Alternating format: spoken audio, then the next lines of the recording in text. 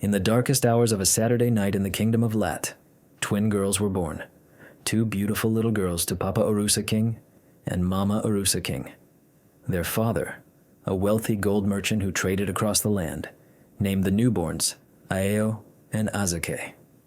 As the years passed, it became clear that the twins had striking physical differences. Despite being served the same meals at the same time, Aero was surprisingly thin, lanky, and tall, while Asake was rounder and shorter. Because she was slimmer, Aero was often the target of mockery from the other children in the village. As soon as they saw her, they would laugh and call her the skinny girl, or too skinny. They refused to play with her, convinced she couldn't keep up with their games, but Asake, her twin sister, was always there to defend her. "If you call my sister those ugly names again, you'll have to deal with me," Asake would shout at anyone who mocked Aero. She wasn't afraid of anyone when it came to protecting her sister. Aero knew she could always count on Asake to stand up for her. The years went by, but things didn't get better for Aero. Asake and Aero did everything together. They played, studied, and even sang side by side. They were inseparable. However, while Asake grew rounder and appeared healthy, Aero remained very thin. The villagers gossiped about Aero, saying she wasn't good enough because she was too skinny. "How will she ever marry if she stays like that? She'll never be able to manage a household or a family," they whispered as Aero passed by. They didn't realize the pain their words caused her. Every time Aero heard these remarks, she grew sad and often preferred to isolate herself in silence, filled with shame. But as tough as the situation was, Asake was always there to comfort her. "Don't listen to them, Aero," Asake would say, hugging her tightly. "You're beautiful just the way you are. Those who don't understand you don't matter. You're special, and one day people will see how wonderful you are." But the mockery didn't just come from the children. The adults in the village, especially the older women, pointed at her and whispered, "Look how skinny she is. She'll never be strong enough to handle family duties." It was hard for Aero to ignore these comments, especially when they came from people who were supposed to be kind and wise. Despite this, Asake didn't let anyone insult her sister. If someone mocked Aero, Asake didn't hesitate to threaten them. "Stop it right now, or you'll regret it." The villagers knew better than to provoke Asake, as she was fierce when it came to protecting Aero. One day, an event made Aero even sadder. A grand dance festival was to be held in the village where all the young people would gather to dance, sing, and have fun. Aero and Asake were thrilled because they loved to dance. They had practiced for a long time and had always dreamed of attending this grand ball. However, at the entrance to the festival, the leader of the young women's group, a certain Quinny, looked at Aero and declared, "You can't come in. We don't want a scrawny girl like you ruining the mood." Aero's heart sank. Her face turned red with shame and tears welled up in her eyes. She turned around immediately and fled home, her heart heavy. Asake was furious. She wanted to yell at Quinny and tell her how wrong she was, but she didn't want to cause a scene. Instead, she ran after Aero, her heart breaking for her sister. She found Aero sitting by the window, crying. "Don't let their words get to you, Aero," Asake said softly, sitting beside her. "You're beautiful as you are. You're special, and no one has the right to make you feel inferior. They don't understand you, and they probably never will." Aero wiped her tears and managed a small smile. She was grateful to have a sister like Asake. "But why do they say all these things about me? Why can't they see who I really am?" she asked, her heart heavy. "People are afraid of what they don't understand," Asake replied. "But we know the truth. You're wonderful just as you are, and one day they'll realize it." Despite these comforting words, Aero couldn't help but feel sad at times. The villagers' mockery didn't stop, and nothing seemed to change their opinions. Aero and Asake's parents, Adisa and her husband, did everything they could to help Aero gain weight. They consulted doctors who prescribed special foods and visited herbalists who promised to make Aero stronger. But nothing worked. No matter what she ate, Aero remained as thin as ever. The villagers continued to mock her, saying she would never be useful to her family. They laughed and insulted her as she passed by. But Asake tirelessly defended her sister, always ready to fight for Aero. The only thing that truly comforted Aero was her talent for cooking. She cooked so well that her family often licked their plates clean. praising her delicious dishes. At home, she felt safe. But as soon as she stepped outside, she faced the wolves in the form of villagers who tormented her because of her thinness. Especially when Aero and Asake went to the market, people compared them, whispered, and mocked. One afternoon, as the twins were at the market buying ingredients, a fish vendor started mocking Aero. "Why did you suck all the blood out of Aero?" she jeered, bursting into laughter. Everyone around joined in the mockery, and someone added, "Watch out for tomorrow's big wind, Aero. Don't get blown away." Aero was so hurt that she was speechless. "You should be ashamed of yourselves," Asake retorted angrily. "Most of you have children, and if you don't, maybe it's because you're too bitter to have any. But I'm sure you at least have siblings, so stop acting like fools." Aero felt relieved to see her sister defend her. Asake always protected her from such cruelty, until the day everything changed. Asake's boyfriend, Arue, came to visit her. The son of a famous cocoa producer, he had been with Asake for 2 years, but he brought devastating news. He would no longer marry her because his family did not approve of their union. "Why?" Asake asked, crying. "Am I not good enough for you?" "You're perfect," Arue replied. "But my parents are afraid that the skinny genes of your sister might show up in our children." Asake couldn't believe her ears. Her world crumbled. She began to resent her twin, blaming Aero for her heartbreak. At the same time, she was excluded from her social circles because people didn't like how she defended her skinny sister. Asake held Aero responsible for all her misfortunes and decided to make her life a living hell. Asake sat on the edge of her bed, staring blankly at the wall. For 6 days, she hadn't spoken to anyone. The silence in her room was deafening. She no longer had the strength to send messages to her ex-boyfriend, something she used to do daily before everything fell apart. Now, she felt only an immense void swallowing her. How had it come to this? On her side, Aero couldn't hold back her tears every night. When the house fell silent and everyone was asleep, she locked herself in her room to cry. She couldn't stop thinking about her ex-boyfriend and the plans they had made together. They had planned everything. The wedding, a big house, and 4 children. Asake had even chosen their names. Maline, then David, followed by Grace and little Joshua. Their life was supposed to be beautiful and filled with love. Now, it was all gone. She couldn't believe it. Her dreams had shattered like a crystal vase falling to the floor in 1,000 pieces, and it was all because of her sister. For Asake, Aero had ruined everything. Each day, Asake's anger grew. She harbored a burning hatred for her sister Aero. Aero didn't understand why Asake was so distant and cold. She tried to talk to her, but each time, Asake reacted harshly and walked away. Aero saw the pain in her sister's eyes, but it seemed Asake refused to open up to her. Aero didn't know what she could have done wrong. She missed their conversations, their moments of closeness, and those nights when they stayed up late talking about their hopes and dreams. Now, Asake wanted nothing to do with her. Day after day, Aero watched Asake leave early in the morning and return late at night without ever saying where she had been. It probably didn't matter. Asake was clearly avoiding her. Aero felt lonely when she saw Asake laughing and chatting happily with her new friend Christy. She felt a pang in her heart. Asake spent hours locked in her room with Christy, talking and making plans, while Aero was left out, unable to join in. Asake simply didn't want her around anymore, and it hurt deeply. Life outside the house wasn't any easier for Aero. She had lost the confidence she once had to walk through the village. People whispered behind her back, pointed at her, and judged her. No one was there to defend her anymore. No one to tell the villagers to be quiet. Aero had always been a strong, independent young girl, but now, without support, she felt vulnerable and powerless. At home, things weren't much better. Aero spent most of her time locked in her room, dreading going outside. She didn't want to face the villagers' stares, which now looked at her with contempt or pity.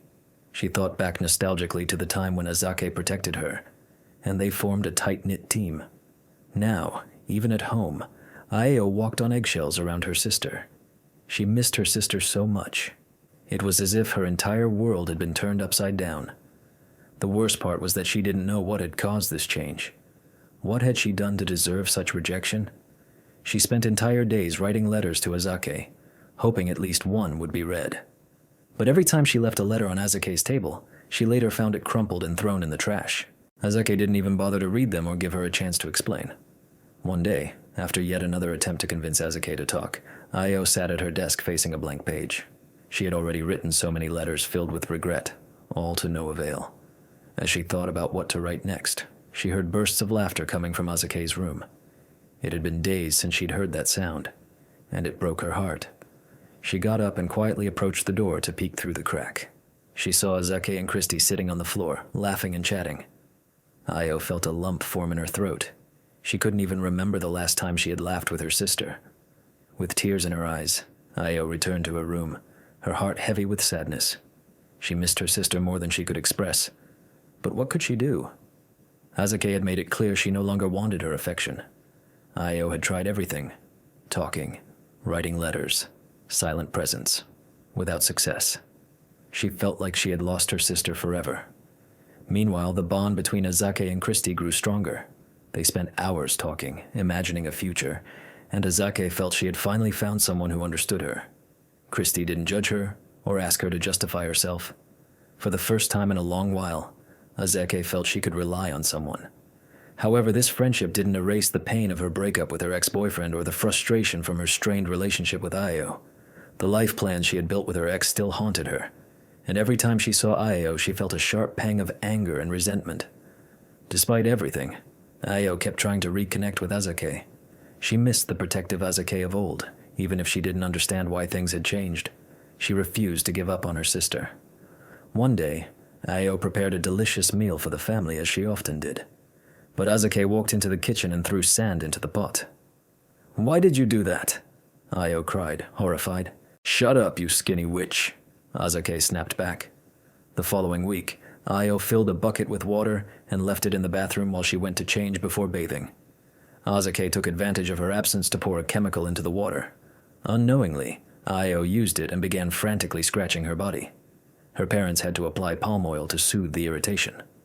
The whole time, Asake laughed hysterically, and Ayo quickly realized who was responsible. Now, instead of defending Ayo in public, Asake humiliated her in front of everyone, calling her names like walking skeleton at the market. Ayo spent her days crying. Their parents scolded Asake and ordered her to stop. "She's your twin sister!" their mother exclaimed. "I didn't raise you to treat her like this!" But Asake remained unmoved. "Ayo ruined my life.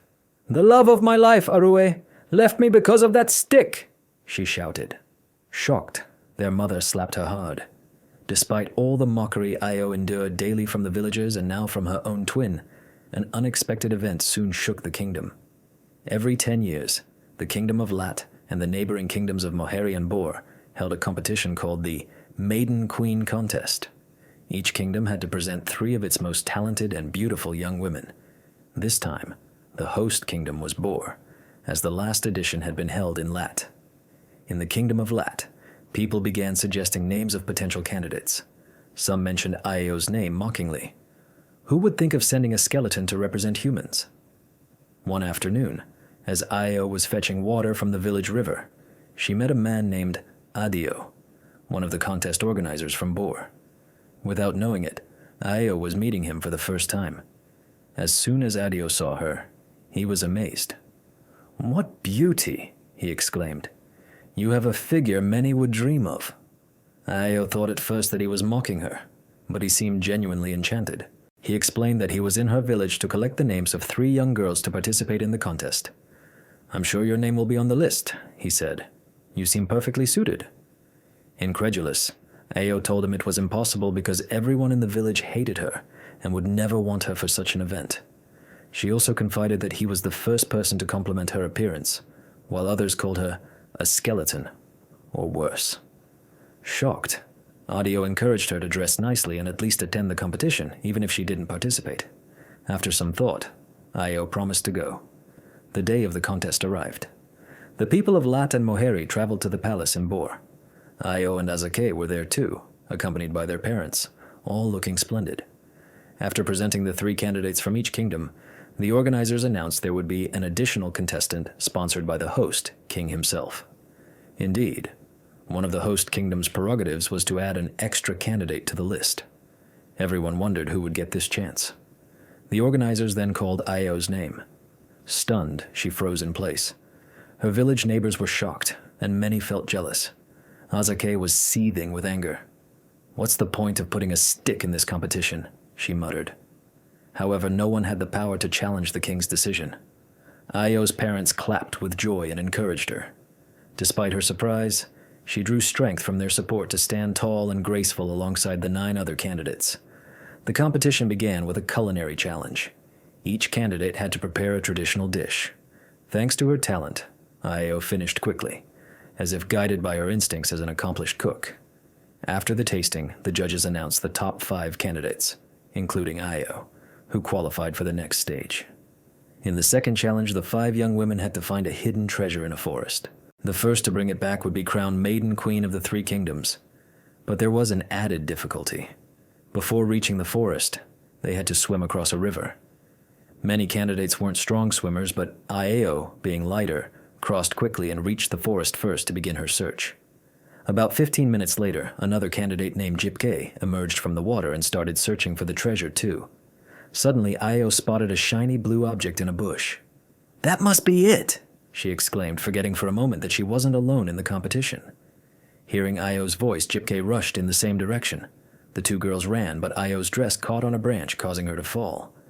Jipke reached the shiny object first. Ayo noticed there were other identical blue objects scattered around. She realized they were decoys and, not wanting to make the same mistake again, kept this secret to herself. Jipke, convinced she had found the treasure, turned back and persuaded the other 3 girls that she had won. Disheartened, they gave up and returned to the kingdom. Ayo continued her search. When she felt water droplets falling on her, she looked up and saw a golden chest perched in a tree, shining so brightly that Ayo knew immediately it was the real treasure. Thanks to her tall stature, she climbed the tree with ease, retrieved the chest, and opened it. Inside, she found several of the blue decoys, confirming that what she held was the authentic treasure. She closed the chest and headed back to the palace. The new Maiden Queen arrived at the palace, holding the chest in her hands. All eyes turned to Ayo. Exhausted but determined, she stood firm. The organizers displayed a drawing of the true treasure which matched perfectly with what she had found. She was declared the winner and crowned Maiden Queen of the 3 Kingdoms. As a reward, she received many gifts: gold, beautiful clothes, and even a house in her name. The people of her village, stunned, had to admit they had been wrong about her. Many came to apologize, sometimes hypocritically, for how they had treated her. Her parents were overjoyed, while Asake, ashamed, didn't know where to look. Back in the village, Asake decided to pack her bags and leave, overwhelmed by shame. "Why do you want to leave your family, Asake?" Ayo asked. Tearfully, Asake replied, "I regret what I did to you. You're my twin, and yet I treated you like you were nothing. I cared more about what others thought than my own blood. Let me go. I'm too ashamed."